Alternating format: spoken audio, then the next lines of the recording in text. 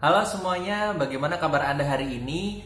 Kalau saat ini Anda semuanya masih penasaran dengan bagaimana cara saya supaya sukses untuk mempelajari anak-anak ketika musim pandemi seperti ini, dengan catatan musim pandemi saat ini itu kita sudah berlangsung selama 1 tahun.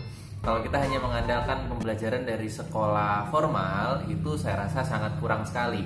Apalagi banyak keluhan dari para orang tua. Sekolah-sekolah yang sekarang menerapkan sistem pembelajaran secara online ternyata juga lebih banyak untuk membaca buku, lalu kemudian mengerjakan soal sebagai penugasan, lalu kemudian akan memulai materi yang baru lagi. Begitu seterusnya. Sehingga mulai ada pertanyaan dari orang tua, bagaimana ya cara supaya saya itu bisa mempelajari anak-anak saya ketika di rumah, tetapi kualitasnya juga tetap oke.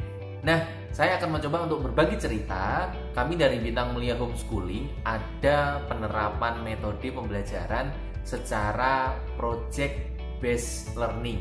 Nah, metode ini itu sudah umum atau banyak sekali diketahui oleh orang-orang yang berkecimpung di dunia pendidikan. Nah, termasuk guru-guru kita di sekolahan atau guru-guru anak-anak kita di sekolahan itu sebetulnya juga mengetahui model pembelajaran project based learning atau kalau disingkat itu PJBL. Beliau-beliau juga sudah mengetahui, cuman memang sudah menjadi rahasia umum kadang untuk kita melakukan sesuatu hal yang baru itu tentunya harus memerlukan usaha yang ekstra. Nah, usaha ekstra ini kadang itu ada beberapa pengajar yang memang mereka udah nanti dulu lah, kita belajarnya yang biasa-biasa dulu aja. Nah, itu yang memang akhirnya membuat pendidikan kita itu kurang ada gregetnya.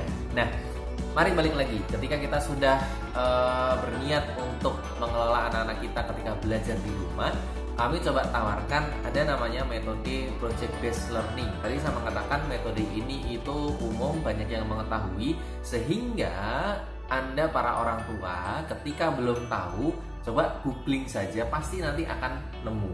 Secara prinsipnya ini sangat sederhana sekali. Project based learning itu adalah cara belajar di mana anak-anak kita itu kita ajak untuk melakukan sebuah proyek ya. Proyek ini itu nanti disesuaikan, disamakan dengan materi yang sedang dia pelajari saat itu. Jadi patokan utamanya itu Bapak Ibu semuanya nggak usah bingung, samain aja seperti yang di chapter buku pelajarannya. Tetapi cara penyampaiannya itu dia tidak kita minta untuk hanya baca, diterangkan hanya satu arah, entah dari guru ke anak-anak atau orang tua ke anak-anak. Tapi setelah dia baca itu nanti kita desainkan sebuah aktivitas yang itu boleh dibilang adalah berbasis proyek. Ya, nanti kita minta untuk melakukan sesuatu di mana sesuatu ini itu sudah didesain sesuai dengan tema yang dia pelajari hari itu. Sebagai contoh misal kelas 2 SD ya, itu ada tematik itu mempelajari tentang kehidupan binatang ya, lingkungan di sekitarku, di mana lingkungan itu nanti ada hewan atau binatang, lalu kemudian ada tumbuh-tumbuhan, juga termasuk lingkungan rumah seisinya ya. Nah, bagaimana kita itu memperkenalkan lingkungan kepada anak-anak kita, tetapi tidak melalui hanya satu arah pada buku atau hanya penjelasan dari kita ke siswa. Caranya adalah, coba misal kita membuat settingan suatu kegiatan. Anak-anak ini diminta untuk mengeksplorasi lingkungan rumahnya. Jadi dia boleh keluar. Kemudian kita minta untuk mencatat apa saja yang dia temui di lingkungan sekitar rumahnya. Nah, kalau pada saat musim pandemi ini tentu keluar itu boleh, tapi tetap harus mematuhi protokol kesehatan ya. Jadi kalau bisa itu tanpa ada kerumunan. Terus kemudian dia nanti melakukan aktivitasnya, misal gitu dia sendirian tanpa ada temannya, mungkin bisa bersama kita para orang tuanya dengan memantau, melihat aktivitasnya, menjaga dia. Tapi hati-hati kalau misal ternyata daerah rumah kita itu dekat sekali dengan jalan raya, itu hati-hati. Tapi bagi Anda yang memang lingkungannya itu lingkungan perumahan atau tetangga kanan kiri itu juga lumayan banyak, nah itu cukup diuntungkan ya untuk kegiatan project seperti ini. Nah, balik lagi, kita minta untuk adik ini, anak kita itu keluar rumah, terus kemudian dia membawa buku sama pulpen, tulis aja semua yang dilihatnya, apapun itu ya, tulis semuanya. Dia lihat batu, lihat tanaman, lihat hewan, misal kucing, anjing, ada burung, ada pohon, terus apalagi ya, misal ada kolam, ada ikannya, ada airnya, ditulis saja semuanya. Kemudian nanti setelah dia rasa semuanya yang terlihat itu sudah tertulis, dia balik lagi ke rumah.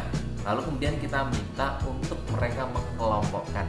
Kelompokannya seperti apa?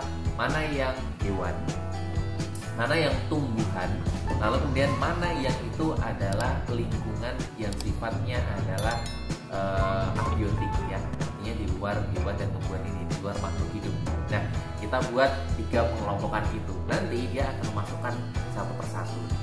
Kalau nanti indikasinya, kalau nanti dia sudah memasukkan dan semuanya betul, berarti dia itu memahami di lingkungannya itu ada apa saja sih. Terus kemudian terbagi menjadi 3 ini, dia bisa mengkategorikannya. Tapi kalau misal ternyata ada yang salah memasukkan, nah disitulah nanti kesempatan kita itu untuk menjelaskan bahwa apa yang dikelompokkan dia itu harusnya masuk ke dalam kelompok yang lain. Secara tidak langsung ini adalah kita menginformasikan, kita memberi penjelasan, tetapi penjelasannya itu tidak monoton, tidak dari buku, kan gitu. Nah, mari berkembang ke kasus yang kedua. Misal ternyata pada proyek yang pertama dia selesai, proyek yang kedua, misal pada pertemuan berikutnya atau pada step pembelajaran berikutnya, kita minta untuk mengamati kemarin itu melihat sesuatu yang janggal tidak ketika dia melakukan observasi. Janggal ini artinya misal ada pohon yang kering, atau mungkin ada sampah yang itu ternyata berserakan, tidak dibuang pada tempatnya, atau mungkin ada tempat sampah tapi ternyata penuh, atau ada tempat sampah tapi ternyata antara yang jenis sampah organik dan anorganik itu kebalik-balik orang membuangnya. Nah, pada step kedua ini, skenario kedua ini, kita bisa minta untuk memberikan pertanyaan ke anak-anak kita, bagaimana seharusnya kondisi yang dia lihat itu bisa bagus ya, artinya kondisi yang seharusnya itu nanti harusnya seperti apa. Dia nanti akan mulai memikirkan, kalau misal ketemu ada tanaman yang layu, terus kemudian taman yang tidak terurus, dia pasti nanti akan mencoba mencari solusi, di mana solusinya adalah tanaman ini harus dirawat supaya indah, supaya nanti dia kelangsungan hidupnya juga dijaga. Terus kemudian misal ada perkara tentang sampah, kemudian dia memberikan solusi, harusnya ketika kita membuang sampah itu tahu sampah ini termasuk kategori organik atau anorganik, itu contohnya.